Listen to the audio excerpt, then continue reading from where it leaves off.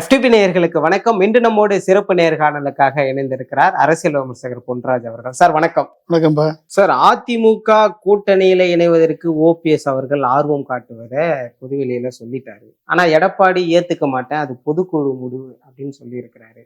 எப்படி சார் பாக்குறீங்க? ஓபிஎஸ் ஒரு வேலை இல்லையா அவருக்கு? ஓபிஎஸ்க்கு இன்னைக்கு நடுத்தரவில் நிற்கிறாரு, முச்சத்தில் நிற்கிறாரு. அது காரணம் யாரு? ஓபிஎஸ் தானே. முதலாக தர்ம யுத்தம் நடத்தி ஒரு மக்கள் செல்வாக்க திரும்பி பார்க்க வைத்தது ஓபிஎஸ். தர்ம யுத்தம் நடத்தி சசிகலாவுக்கு எதிரான போராட்டத்தை முன்னெடுத்து ஒரு மிகப்பெரிய வீரர் என்று மக்களெல்லாம் திரும்பி பார்த்த வேளையில இந்த போராட்டமே குருமூர்த்தி சொல்லித்தான் நடந்ததுன்னு சொல்லும் போதும் ஓபிஎஸ் முதலாக அதிமுகவை பிஜேபிக்கு அடிமை சாசனம் எழுதி கொடுத்தவர் ஓபிஎஸ் தானே. தொடர்ந்து சசிகலாவை சிறைப்பிடித்து பிஜேபி சசிகலாவை முதலமைச்சர் கனவில் மண்ணை எள்ளி போட்டுச்சு. டிடிவி தினகரனுக்கு ரெட்டைல கேஸ்ல தூக்கி தீகார் செயலில் வச்சுச்சு. எடப்பாடி பழனிசாமியை முதலமைச்சர் ஆன பிறகு கையில் எடுத்துச்சு. ஓபிஎஸ் வளைத்து எடப்பாடி பழனிசாமிக்கு சப்போர்ட் பண்ண வைத்து 4.5 வருஷம் அடிமை ஆட்சியை உருவாக்கி கொடுத்தது பிஜேபி. 4.5 வருஷம் முடிஞ்ச உடனே எதற்கு தன் ஆட்சிக்கு காரணமாக இருந்த ஓபிஎஸ்ஸை தூக்கி எறிஞ்சு பொதுக்குழுவை கூட்டி பாட்டில எரிஞ்சு அவரை கேவலப்படுத்தி அவமானப்படுத்தி வெளியே அனுப்பியது எடப்பாடி. ஏன்னா ஏலத்தில் எடுத்துட்டாரு, பணத்தை கொடுத்து ஏலத்தில் எடுத்துட்டாரு. ஏலத்தில் எடுத்த பிறகு தனக்கு சேலஞ்சா ஒருத்தன் வந்தான்னா அவனை பயன்படுத்திட்டு 4.5 வருஷம் ஆட்சி நடத்துற வரைக்கும் பயன்படுத்திட்டு ஆட்சி முடிஞ்ச உடனே தூக்கி எறிஞ்சவன் எடப்பாடி. தெரிஞ்சாரா? இத்தனையும் பண்ண பிறகு எடப்பாடி எப்படி ஓபிஎஸ்ஸை சேர்ப்பாரு? நான் ஓபிஎஸ் உள்ள சேர்ந்தா எனக்கு எதிரி என்று நினைப்பவர் எப்படி ஓபிஎஸ் உள்ள சேர்ப்பாரு? தெரிய வேணாமா? அப்ப என்ன பண்ணிருக்கணும்? ஓபிஎஸ் அதிமுக தொண்டர்களை திரட்டி இருக்கணும், எம்எல்ஏக்களை தன் பக்கம் கொண்டாந்துருக்கணும், பொதுக்குழு உறுப்பினர் தன் பக்கம் கொண்டாந்துருக்கணும், அமைச்சர்களை தன் பக்கம் கொண்டாந்துருக்கணும். நீ அடிச்ச கொள்ளையில பணத்தை செலவழிச்சிருக்கணும். சசிகலாவும் டிடிவி தினகரனும் ஓபிஎஸ் சேர்ந்து கொள்ளையடிச்ச ஒற்றுமணத்தை பணத்தை செலவழிச்சிருந்தாங்கன்னா இன்னைக்கு எடப்பாடிட்டு இருந்து எல்லாம் இங்க வந்திருப்பாங்கல்ல. நீங்க யாரை நம்புனீங்க? அமித்ஷாவை நம்புனீங்க, மோடியை நம்புனீங்க, குருமூர்த்தியை நம்புனீங்க. தெருவில் நிக்கிறீங்க. கரெக்டா? எல்லாரும் தெருவில் விட்டானா? உங்களை பார்ப்பதே பெரும் பாக்கியம், உங்களை வரவேற்பதே பெரும் பாக்கியம். எனக்கு வாய்ப்பு கொடுங்க உங்களை வரவேற்பதற்கு. வெக்கமா இல்லை இப்படி ஒரு லெட்டர் எழுதுறதுக்கு ஓபிஎஸ்க்கு? அதை கூட மதிக்காம தூக்கி எறிஞ்சாங்களே மோடி.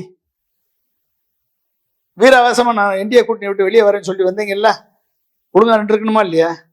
திரும்பி எதுக்கு அமித்ஷா பார்க்க போனீங்க? உங்க கிரெடிபிலிட்டியே போச்சே மக்கள் மத்தியில். அடிமையா இருக்கவனை எப்படி மக்கள் தலைவனா ஏத்துக்குவான்? பிஜேபிக்கு அடிமையா இருக்கவங்கள மக்கள் எப்படி தலைவனா ஏத்துக்குவான்? அதுக்கு டைரக்டா ஏன் சங்கி ஓட்டு போட்டுடலாம்ல. சங்கியினுடைய அடிமைக்கு எப்படி ஓட்டு போடுவானா ஓட்டு? இதுல யார் நல்ல அடிமை, சிறந்த அடிமை என்பதில் போட்டி நடக்குது. அதுல எடப்பாடி வெற்றி பெற்று நான் தான் சிறந்த அடிமைன்னு நிரூபிச்சிருக்காரு. ஓபிஎஸ் சிறந்த அடிமை நிரூபிக்க முயன்று தோத்து போயிட்டாரு. டிடிவி தினகரன் சிறந்த அடிமை நிரூபிக்கப்பட்டு தோத்து போய் திரும்பி சரணடைஞ்சிட்டாரு. இப்ப சசிகலா ஏற்கனவே பிஜேபி அடிமையா ஆகிட்டாரு. ஓகே, செங்கோட்டையன் அடிமையா பகடக்காயா பயன்படுத்தப்பட்டு இன்னைக்கு தூக்கி எறியப்பட்டு பிஜேபியினுடைய அஜெண்டாவில் டிவிகேல போய் ஆதவர்ஜுனா கீழே போய் ஒரு ஆளா வேலை பார்த்துட்டு இருக்காரு. வெக்கமா இல்லை? டிடிவி செங்கோட்டையனுக்கு இதான் பெரிய எம்ஜிஆர்ட்ட இருந்துட்டு ஜெயலலிதாட்ட இருந்துட்டு ஆஃப்டர் ஆல் ஒரு ஆதவர்ஜுனாவும் புஷி ஆனந்த் கீழே போய் வெக்கமா இல்லை உங்களுக்கு? 3வது இடத்துல இருக்கிறதுக்கு நீங்க எல்லாம் ஒரு அமைச்சர்னு சொல்லிக்கிறதுக்கு உங்களுக்கு வெக்கமா இல்லையா? இப்படிப்பட்டவர்களை எல்லாம் எம்ஜிஆர் வச்சு கட்சி நடத்திருக்காரு அப்படின்னு பாக்குறப்ப உண்மையிலேயே ரொம்ப வருத்தமா இருக்கு. எடப்பாடி எதிர்பார்த்த ஒரு மெகா கூட்டணி ஓரளவுக்கு இறுதி வடிவம் பெற்றதாக நம்மளால பார்க்க முடியுது. மோடி வந்ததுக்கு பிறகாக திமுகவிற்கு மாற்று அதிமுக தான் அப்படின்னு களத்துல நம்மளால புரிஞ்சுக்க முடியுதா சார்? என்ன மெகா கூட்டணி? ஏற்கனவே இருந்த கூட்டணியில பாதி பட்டி டிங்கரிங் ஒட்டி 2-3 பேரை சேர்த்திருக்கான். ராமதாஸ் இல்ல, அன்புமணி இருக்காரு. ஓபிஎஸ் இல்ல, டிடிவி இருக்காரு. ஓகே, பிரேமலாதா இல்ல, ஏற்கனவே இருந்தாரு, இப்ப இல்ல.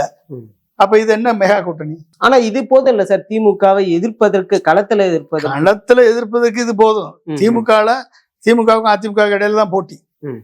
டிவிகேக்கும் என்டிகேக்கு தான் போட்டி. ம். புரிஞ்சுக்கிட்டீங்களா? என்டிகே அடிச்சு வர்றது தான் டிவிகே முடிஞ்சுன்னா என்டிகேவை தாண்டி வரட்டும். ஓகே. ஓகே, இப்போதைக்கு திமுகவுக்கும் அதிமுகவுக்கும் தான் போட்டி. திமுகவுக்கும் அதிமுக கூட போட்டி கிடையாது.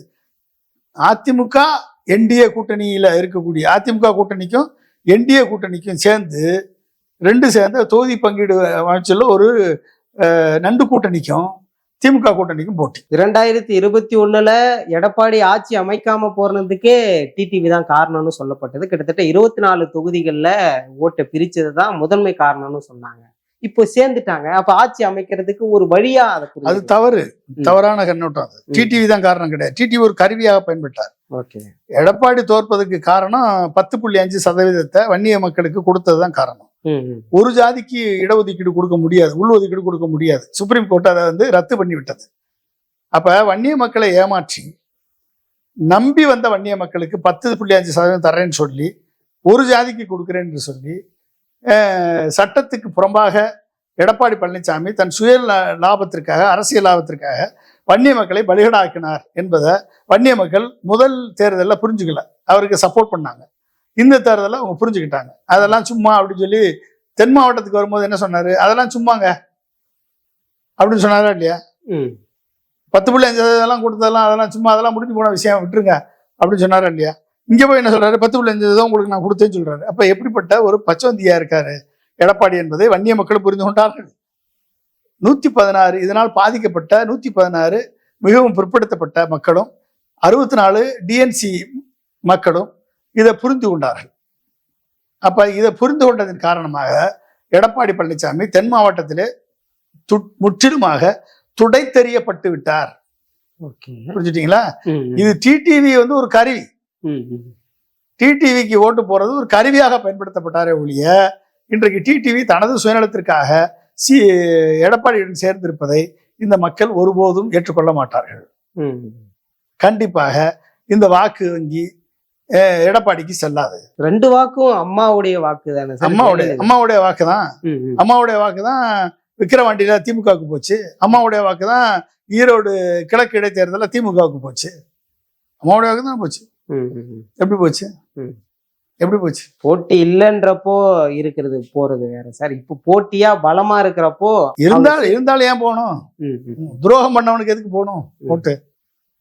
மீண்டும் கொண்டாந்தா அவன் திரோகம் தானே பண்ணுவான்.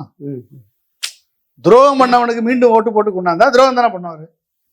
எடப்பாடிய ஜெயிக்க விடணும்னு டிடிவி நினைப்பாரா? டிடிவியை ஜெயிக்க விடணும்னு எடப்பாடி நினைப்பாரா? ஓபிஎஸ் ஜெயிக்க விடணும்னு எடப்பாடி நினைப்பாரா? எடப்பாடியை ஜெயிக்க விடணும் ஓபிஎஸ் நினைப்பாரா? அண்ணாமலையோட வாழ்க்கையை முடிச்சு விட்டது எடப்பாடி. அண்ணாமலை எடப்பாடி ஜெயிக்கணும்னு நினைப்பாரா? சொல்லுங்க. அண்ணாமலை ஒர்க் பண்ணுவாரா ஓப்பனா? நண்டு கூட்டணிங்க அது. யாருங்காலையும் மேல வர மாட்டாங்க. புரிஞ்சுட்டீங்களா? அவங்க நம்புறது விஜய் ஒரு ஓட்டை பிரிச்சு, திமுக ஓட்டை பிரிச்சு விஜய் ஒரு 20 சீட்டு வாங்கிட்டா, நம்ம எப்படியாவது 100 சீட்டு வாங்கிட்டோம்னா நம்ம கூட்டணி ஆட்சி அமைச்சிடலான்னு என்டிஏ நம்புது. அதுக்கு இவிஎம், எலெக்ஷன் கமிஷன், எஸ்ஐஆர் இந்த 3ஐயும் பயன்படுத்தி அமித்ஷா எல்லா வேலையும் பண்ணிட்டு இருக்காரு. ஓகே, இவிஎம் தான் இங்க மேஜர் ரோல் பிளே பண்ணும். இப்போமா சார்? 2026 தேர்தலில் இவிஎம். ஆமா, ஏன் பண்ணது என்ன? 2026 என்ன புண்ணாக்காது? 20 என்னங்க? எல்லா தேர்தலையும் அதை தானே பயன்படுத்திட்டு இருக்காங்க. இவிஎம் தானே பயன்படுத்தி ஜெயிக்கிறாங்க. இல்ல, இப்ப அதை பத்தின பேச்சுகள் சமீப காலம் பேச்சு இல்லைன்னா அதுக்காக பிஜேபி அதை பயன்படுத்தாதுன்னு அர்த்தமா? நீங்க பேசலைன்னா நீங்க முட்டாள்தனமா பேசாம உட்காந்துருக்கீங்க, எதிர்கட்சி எல்லாம் தூங்கிட்டு இருக்கீங்க. ஜெயிச்ச பிறகு என்ன பண்ணுவீங்க? அதுக்கப்புறம் கத்தி என்ன பண்ண போறீங்க? பீகார்ல ஜெயிச்சுட்டான் இவிஎம் பயன்படுத்தி. 8% ஓட்டு எல்லா பூத்துலையும் 8% ஓட்டு அதிகமாக வாங்கணும்னு செட் பண்ணிட்டான். இவிஎம் எல்லாத்துக்கும் 8% ஓட்டு அதிகமாக போட்டுருச்சு, முடிஞ்சு போச்சு. பீகார்ல ஜெயிச்சாச்சு, ஒரிசால ஜெயிச்சாச்சு இவிஎம் பயன்படுத்தி, ஹரியானால ஜெயிச்சாச்சு இவிஎம் பயன்படுத்தி, டெல்லியில ஜெயிச்சாச்சு இவிஎம் பயன்படுத்தி. எல்லாம் ஜெயிச்ச பிறகு அடுத்து தமிழ்நாட்டில் ஜெயிச்ச பிறகு ஜெயிச்சா போச்சா? அப்ப அதுக்குரிய பெர்செப்ஷனை இப்ப கிரியேட் பண்றாங்க. விஜய்க்கு 22% ஓட்டு இருக்கு அப்படின்னு பாண்டேயும் தினமலரும் சொல்லுதுன்னா என்ன காரணம்? பெர்செப்ஷனை கிரியேட் பண்றாங்க. ஏடிஎம்கே பிஜேபி கூட்டணி சேர்ந்துருச்சுன்னா நாங்கள் 41% வச்சிருக்கோம், அப்போ நாங்கள் 100 சீட்டு ஜெயிச்சிருவோம் அப்படி ஒரு பெர்செப்ஷனை கிரியேட் பண்றாங்க. பெர்செப்ஷனை கிரியேட் பண்ணிட்டா இவிஎம் கரெக்டாக ஒர்க் பண்ணும். இவிஎம் வந்து மேனிபுலேட் பண்ணியாச்சுன்னா முடிஞ்சு போச்சு. ம். அந்த ரிசல்ட் வரும், அவ்வளவுதான், முடிஞ்சு போச்சு. ம், ம். திமுக 100 கீழே கொண்டாந்தாச்சுன்னா முடிஞ்சு போச்சு. மோடி அவர்கள் டபுள் என்ஜின் சர்க்கார் அமைப்பதுல உறுதியா இருப்பதாக சொல்லிட்டு போனாரு.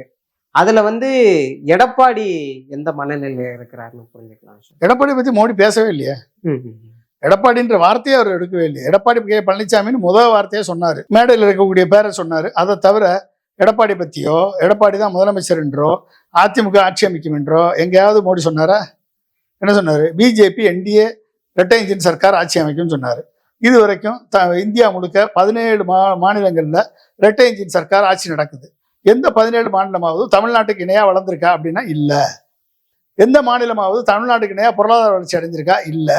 எந்த மாநிலமாவது தமிழ்நாட்டுக்கு இணையா கல்வியில வளர்ச்சி அடைஞ்சிருக்கா? இல்ல. அப்படின்னா இரட்டை இன்ஜின் சர்க்கார் என்னத்தை கிழிக்க போறீங்க? ம், ம். நீ இந்துத்துவ ஆட்சியை கொண்டாடுவ. நீ வந்து கோயில்களை 18 முக்கியமான கோயில்களை தூக்கி பிஜேபிக்கு தாரவார்க்க சொல்லி எடப்பாடி ஒத்துருக்காரு பிஜேபிட்ட. 18 கோயிலை வந்து இந்து கோயில்களை கொடுத்துருவேன், இந்து அரசு அறநிலையத்துறையை கலைச்சிருவேன் என்றெல்லாம் வந்து எடப்பாடி வந்து பிஜேபிக்கு உத்தரவாதம் கொடுத்துருக்காரு. ஆட்சிக்கு வந்துட்டா, முதலமைச்சர் ஆக்கிட்டா. ஓகே, அப்போ கோயில்கள் எல்லாம் வந்து ஹெச்ராஜா வசம் போயிடும். ஓகே, கொடுக்கறதுக்கான வேலை நடந்துட்டு இருக்கு. ஹெச்ராஜாக்கள் வசம் போயிடும். அப்போ கோயில்களை கொள்ளையடிக்கலாம். புரிஞ்சுக்கிட்டீங்களா? கிட்டத்தட்ட 3700 கோயிலுக்கு சேகர் பாபு குடமுழுக்கு பண்ணியிருக்காரு, கும்பாபிஷேகம் பண்ணியிருக்காரு. 4500 கோயில் மறுசீரமைப்பு நடந்துட்டு இருக்கு. 7500 கோடி 7500 ஏக்கரை வந்து மீட்டெடுத்திருக்காங்க. இந்த ஒட்டுமொத்த 7500 ஏக்கரையும் பிஜேபி காரனுக்கு தாரை வார்ப்பதற்கு இவர்கள் எடப்பாடி வந்து அடிமை சாசனம் எழுதி கொடுத்துருக்காரு பிஜேபிக்கு. ஆட்சிக்கு வந்து அதை செய்ய போறாங்க. ஆட்சிக்கு வந்த பிறகு மும்மொழி திட்டம் உள்ள வரும், சமஸ்கிருத கல்வி உள்ள வரும், குலக்கல்வி திட்டம் உள்ள வரும், பல்கலைக்கழகங்கள் கலைக்கப்படும். ஓகே, அடுத்து வந்து சர்ச்சுகளும் மசூதிகளும் இடிக்கப்படும். இது எல்லாம் நடக்கும். திமுக செய்யாத ஒன்றை அதிமுக செய்ய விரும்புகிறது, அப்படி புரிஞ்சுக்கலாமா? கூட்டணி ஆட்சி வருவது ஒரு நல்லது தானே சார். ஆரோக்கியமா ஜனநாயக முறைப்படி இருக்கும். மத்திய அரசிடம் தேவையான நிதியை பெற்று வாங்கலாம். இன்னைக்கு திமுக அதிகமான கடன்களை பெறுகிறதுன்னு குற்றச்சாட்டு வருது. அதெல்லாம் குறையறதுக்கு வாய்ப்பு இருக்கு. இப்படி புரிஞ்சுக்கலாம்ல சார்? இன்னொரு பார்வையில கூட்டணி ஆட்சி வரும்னு யார் சொன்னது? எடப்பாடி சொன்னாரா? மோடி சொல்லி இருக்கிறாரு. மோடி சொல்றாரு, எடப்பாடி சொன்னாரா? எடப்பாடி அதிமுக தலைமையில அதிமுக தனித்த பெரும்பான்மையோட ஆட்சி அமைக்கும் சொன்னாரா இல்லையா? மோடி வந்து மோடியும் அமித்ஷாவும் என்டிஏ கூட்டணி ஆட்சி அமைக்கும் சொல்றாங்க. எடப்பாடி சொல்றாரு. இப்ப இந்த கூட்டணியில என்ன ஒற்றுமை இருக்கு? கொள்கையும் இல்ல, கூட்டணியும் கிடையாது. கொள்கை வேற, கூட்டணி வேறன்னா இப்ப மக்கள் எதுக்கு கொள்கை இல்லாத கூட்டணிக்கு ஓட்டு போடணும்? வடநாட்டு கட்சிக்காரனுக்கு அடிமை சாசனம் எழுதி தருவதற்கு எதுக்கு சங்கியினுடைய அடிமைகளுக்கு ஓட்டு போடணும்? சொல்லுங்க. சங்கியினுடைய அடிமைகளுக்கு ஓட்டு போட்டு திரும்பவும் தமிழ்நாட்டை அடகு வைக்கணுமா? அவங்ககிட்ட தமிழ்நாட்டை மதக்கலவர பூமியாக மாற்றணுமா?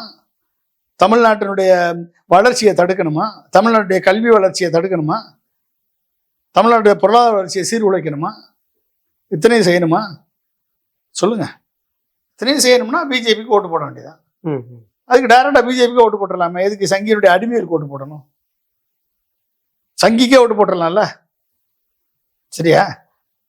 அதை செஞ்சுட்டு போக வேண்டியதானே சார். என்டிஏவில் நேத்து இணைந்த டிடிவி தினகரன் கூட குறிப்பிட்டு சொல்றாரு, நான் ஒருவேளை எங்க ஆட்சி வந்தால் எங்க கட்சிக்கு அமைச்சரவை கொடுக்கப்பட வேண்டும்னு நாங்க வந்து கேட்போம்னு சொல்றாங்க. ஆமா, என்டிஏ கூட்டணி ஆச்சுன்னா அப்புறம் கூட்டணி அமைச்சரவை கேட்க மாட்டாரா? அது திமுக பண்ணலையே அப்படின்ற ஒரு திமுக எதுக்கு பண்ணணும்? திமுக எதுக்கு பண்ணணும்? இந்த ஊழல் பிரச்சாரிகளுக்கெல்லாம் அமைச்சரவை போஸ்ட் கொடுத்து திரும்ப ஊழல் பண்றதுக்கா? கூட்டணி கட்சிகள் தான் என்ன கழிச்சு விட்டாங்க அவங்க. சொல்லுங்க. ஓகே, நீ யாரு? டிடிவி தினகரன் நீ யாரு? நீ ஏடிஎம்கே காரணா? நீ ஜெயலலிதாவால் விரட்டி அடிக்கப்பட்டவன் தானே நீ? நீ என்ன அம்மா மக்கள் முன்னேற்ற கழகம்னு வச்சிருக்க? அம்மா மக்கள் முன்னேற்ற கழகத்துக்கு அர்த்தம் தெரியுமா உனக்கு? அண்ணா இருந்திருந்தால் இந்நேரம் மோடியை பாராட்டி இருப்பார். சொன்னவன் தானே டிடிவி. என்ன உனக்கு தகுதி இருக்கு சொல்லு? நீ அதிமுகன்னு அம்மா மக்கள் முன்னேற்ற கழகம் சொல்வதற்கு உனக்கு என்ன தகுதி இருக்கு? சொல்லுங்க. அம்மா பேரை சொல்வதற்கு உனக்கு என்ன தகுதி இருக்கு? சசிகலாட்ட கேட்பமா போய் டிடிவி தினகரனை பத்தி? ஏன் சசிகலாவை உன்னை விரட்டினாங்க? சேர்ந்துட்டியா நீ சசிகலா கூட? சொல்லுங்க. உன்னை நம்பி ஓபிஎஸ் வந்தாரு. நீ ஓபிஎஸ் தராட்டில் விட்டு நீ மட்டும் போய் சேர்ந்துட்டிய. ஓபிஎஸ் நீ தெருவில் நிற்கிறாரு. அப்ப நீ எப்படிப்பட்ட சந்தர்ப்பவாதி, சுயநலவாதி? உனக்கு எப்படி மக்கள் ஓட்டு போடுவான்? முக்குலத்தோர் எப்படி ஓட்டு போடுவான் சொல்லுங்க? எப்படி ஓட்டு போடுவான்? ஆனா அவங்களுடைய பிரதிநிதியா அவங்க தானே சார் இருக்கு. என்ன பிரதிநிதி? யார் சொன்னது? ஏக பிரதிநிதியா முக்குலத்தோருடைய பிரதிநிதியா? திமுக முக்குலத்தோர் இல்லையா? திமுக இல்லையா? அதிமுக இல்லையா? டிடிவி தினகரன் மட்டும் தான் இருக்காங்களா? 2024 பாஜகவிற்கு ஒரு ஒரு தூணாக இருந்தாங்க சார். என்ன தூணா? டிடிவியும் ஓபிஎஸும் பெரிய அளவுல வாக்கு வங்கி. என்ன தூணா இருந்தாங்க? இவங்களுக்கு தான் ஓட்டு போட்டாங்க, மோடிக்காக ஓட்டு போடலப்ப. டிடிவி தினகரனுக்கு ஓபிஎஸ் தான் ஓட்டு போட்டாங்களா? மோடிக்காக ஓட்டு போடலையா? அதான் பார்க்க போறோம் 2026 எப்படி வரப்போகுது. சார், இறுதியாக திமுக கூட்டணி ஒரு புறம் வலிமையாக இருக்கிறது. அந்த அளவிற்கு அந்த பாதையில பயணிக்குது என்டிஏ அலைன்ஸ், அப்படி புரிஞ்சுக்கலாம். விஜய் தனித்து களம் காண போகிறேன்னு சொல்றாரு. நாம் தமிழர் இருக்காங்க. எப்படி இருக்குது சார் களம்? பாப்போம். இன்னொரு ஒரு கூட்டணி உருவாகிறதுக்கு வாய்ப்பு இருக்கு. 5ஆவதா? ஆமா, 5ஆவதா. தேமுதிக இப்ப விட்டு போனவங்க கூட்டணின்னு ஒண்ணு இருக்குல்ல. தேமுதிக, பாமக, டாடா மக்கள் கட்சி, ஓபிஎஸ், பாட்டல் மக்கள் ராமதாஸ் 3 பேரும் சேர்ந்து ஒரு கூட்டணி கூட போடலாம். 3 பேரும் சேர்ந்து ஒரு கூட்டணி அமைச்சு விஜய் கூட கூட்டணி கூட வைக்கலாம். யாருக்கு தெரியும்? ஓகே. அதனால பல்வேறு கூட்டணிகளுக்கு வாய்ப்பு இருக்கு. பல்வேறு முதலமைச்சர் கேண்டிடேட்டுக்கு வாய்ப்பு இருக்கு. காங்கிரஸ் விஜய் கூட சேர்ந்து காங்கிரஸ் தலித் ஒருத்தரை நாங்கள் முதலமைச்சர் ஆக்க வேணும் விஜய் சொன்னாலும் சொல்லலாம். அதுக்கு ஒரு வாய்ப்பு இருக்கு. நடக்கட்டும், பார்ப்போம். அந்த கூட்டெல்லாம் பார்ப்போம். நிச்சயமா சார், பல்வேறு விஷயங்கள் பேசணும், தொடர்ந்து பேசணும். தேங்க்யூ.